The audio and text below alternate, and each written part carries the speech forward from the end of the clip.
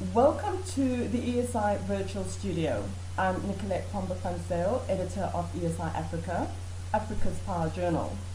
Today I'm speaking with Aaron Leopold, who is the Global Energy Representative for Practical Action, who recently attended a gathering of energy experts in Johannesburg in South Africa. Aaron, thank you for joining us. Thank you so much, Nicolette. Aaron, I want to start off with a little bit about Practical Action, your role there, and your involvement with the Power for All initiative. Yeah, thanks. So, Practical Action is a global charity, and we are celebrating our 50th year of existence this year. And for over 40 years, we've been working on energy access issues around the world with a large footprint in sub-Saharan Africa in a number of different countries around the continent. The Power for All initiative is an important one because what we're seeing now is finally the global stage is really putting energy and energy access in the spotlight, which is something that we've been championing for ages, and has really been below the radar of so many people and of important decision makers in particular. And the Power for All initiative is unique because while its energy access is rising on the global agenda, it's partially because of the issue, but it's also partially because of the growing private sector that simply wasn't there a few years ago. And we have, of course, been working with this private sector together hand in hand as it has been growing, because we're frankly the experienced actors in the space despite being a charity. And we came together to form this Power for All consortium along with some of the key private sector players, the two large off-grid industry associations, and a couple of other big charities that are very active in the energy access space, to basically help form a PR campaign and a political influencing campaign around the importance of and methods to take energy access seriously in policymaking and in finance in particular. It sounds like an initiative that can have quite an impact on the continent. Yeah, that's what we're hoping. We have a package of funding from the UK government for 1 year to do basically a global advocacy campaign and media campaign coupled with national market building activities, energy access market building activities in 4 African countries, Zimbabwe, Sierra Leone, Rwanda, and Nigeria, basically to show in these very diverse and in some ways challenging countries that, if we can make quick progress on building energy access markets in those 4 countries, we can do it anywhere, and that the world should be really taking the bull by the horns and moving quickly with these types of interventions. I'm sure that's why earlier this week you were in Johannesburg participating on a panel discussion which focused on renewable energy. Can you tell me a bit about what were the key points of interest that came out of that discussion? Sure. I mean, it was a very wide-ranging discussion because it was focused on kind of the broad role of renewables in Africa in the 21st century. And what I was very encouraged to see was a real focus on skills and what we call capacity building. But capacity building is kind of this catch-all term. But what it really means is that, we're not looking to do more Grand Inga dams with the Power for All initiative, because frankly, while we need the megawatts across the continent, what we need just as badly, if not more, are jobs. And the large infrastructure projects can create a lot of jobs, but they create normally kind of highly skilled temporary jobs during the construction and a few for the operation. And of course, all the industry and things that can benefit from it are very important. But what they don't do is they don't normally get to the hinterlands, to the countryside, where 85% of Africa's 600 million energy poor citizens live. And the Power for All initiative really, and the panel really focused on the need to build up skills and capacity to grow local domestic businesses and industry around energy and energy access. We talked quite a lot about the need for skilled craftsmen and tradesmen, qualified operators, maintenance people, installers, etc., for the different types of renewables technologies that are kind of waiting to come into Africa, but for which there are no people to actually make sure that whatever systems are installed stay up and running and healthy and delivering the energy services that the continent so desperately needs. So that was a really great component of the conversation.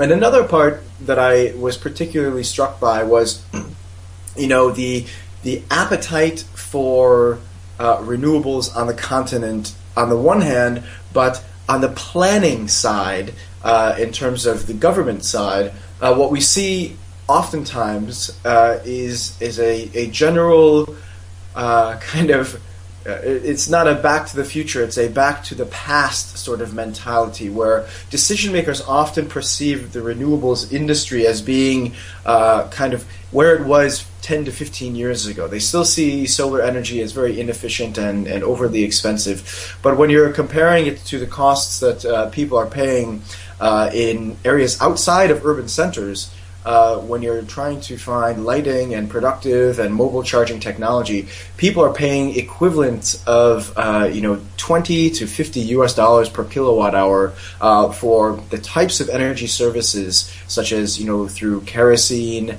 and mobile charging stations at corner shops.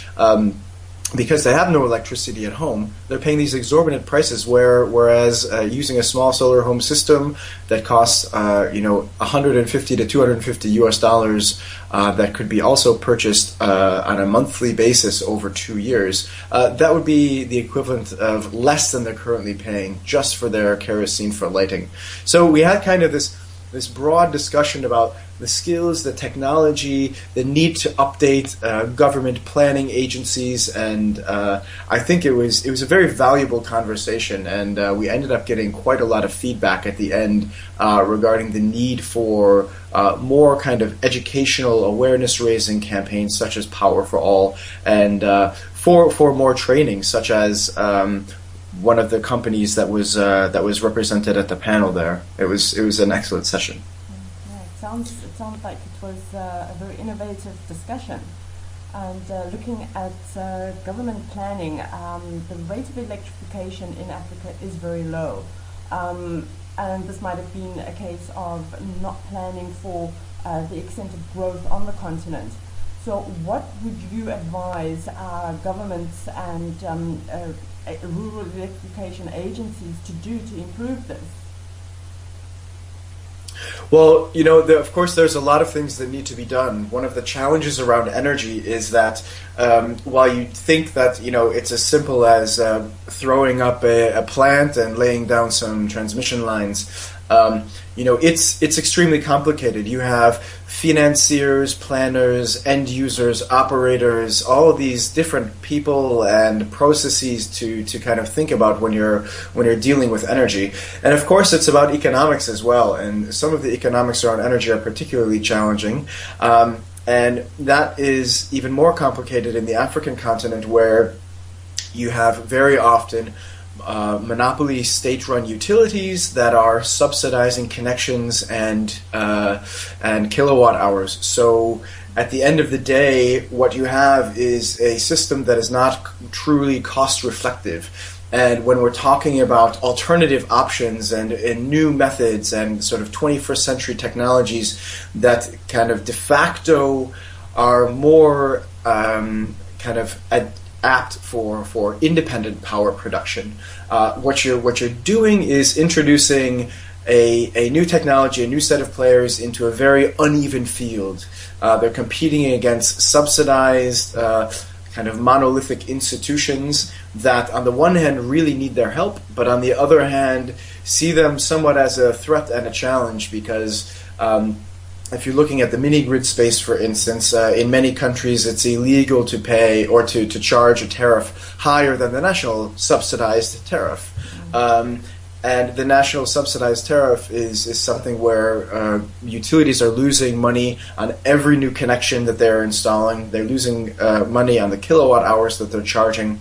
And you're expecting a mini grid that is more or less privately run or grant subsidized to compete with that is very unrealistic. So what we need to really do at the end of the day is, in addition to the skills and capacities that I was mentioning earlier, are to really, rethink how it is that we expect the private sector to deliver, because in many of these rural electrification authorities, there is the wide recognition that the state cannot do it on its own. We have 60 years of failed attempts to universally electrify the continent, and they need the private sector. This is established, but kind of understanding the trade-offs between reducing tariffs on energy technologies and reducing subsidies on consumption for those who are already connected, and kind of allowing the new technologies, the new companies to come in. It's a balancing act, and so we need some challenging discussions to take place, but also we really need to recognize that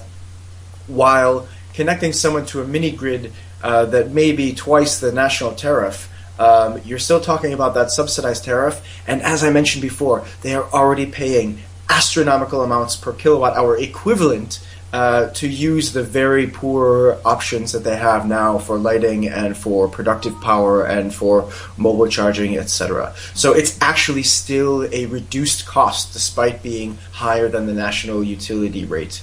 So in a nutshell, I think I went off on a little bit of a ramble there, but there's a lot of planning and kind of financial and regulatory and policy reforms that are needed before you're even going to get the businesses to cross over the border and put their foot in the water of the energy access space in some of these countries.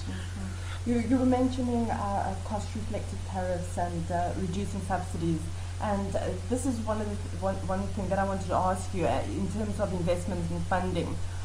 What are the alternative, innovative solutions that investors can look at? Because I think also that we need to be driving it from the private sector and assisting government along those lines. Yeah, definitely. One of there are a few different types of technologies that we have to differentiate when we're looking at different models.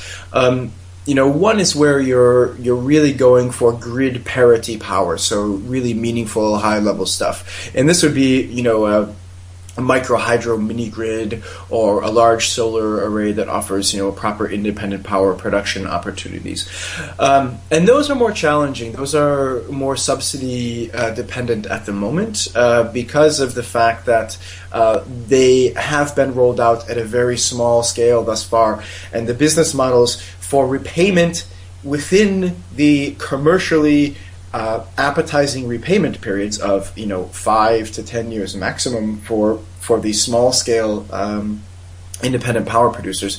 It's just not economical without subsidies. And on the one hand, we think that this is a bad thing because the private sector should be able to deliver, but we need to face the fact that infrastructure, energy infrastructure in particular, has historically always been subsidized in the rich countries of the world, and at least for the time being, this type of power does need to remain subsidized when we're talking about bringing the private sector in.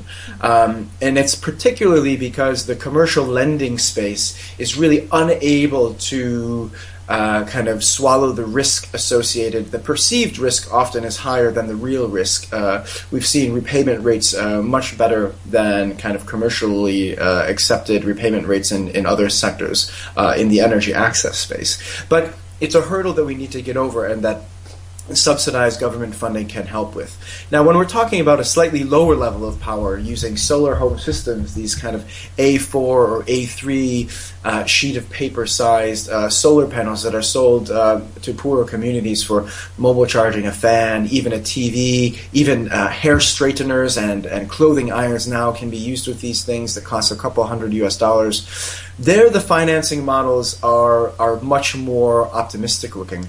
And while they're still being grant subsidized to an extent at the moment, these are more about loan guarantees, some kind of business support services and these kind of things while the industry gets going. But we're already seeing commercial lending in the solar home system space because, interestingly, what they're doing by gathering incremental payments over time is they're collecting credit histories for their consumers.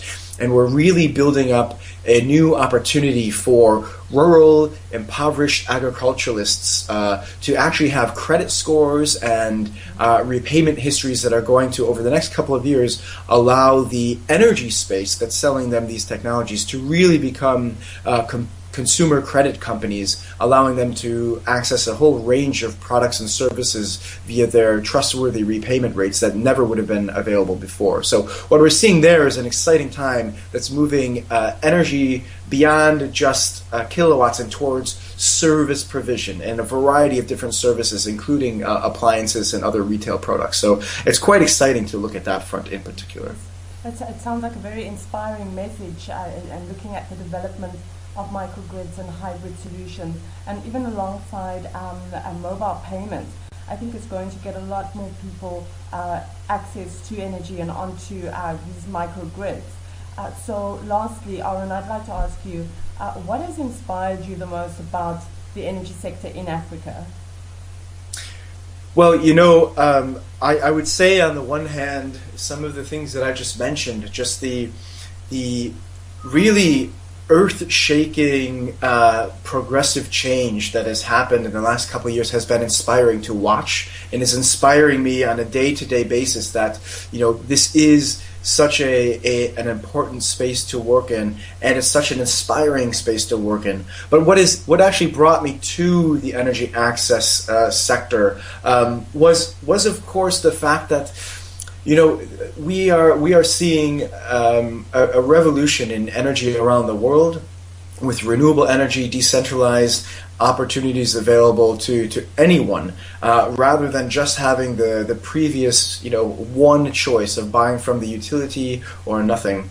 And I think that this kind of empowering option really drove me to come into looking at energy poverty from a perspective of opportunity rather than one of kind of a lack of hope, which is how people really saw it before. If the utility wasn't planning to go down your road, you were just stuck. And now with these decentralized options, even though they may be still out of the price range of many people, what I see is truly an opportunity, and that is what inspired me to come into the space years ago. And just the entrepreneurial spirit that we're seeing now is just a testament to how really empowering this space can be.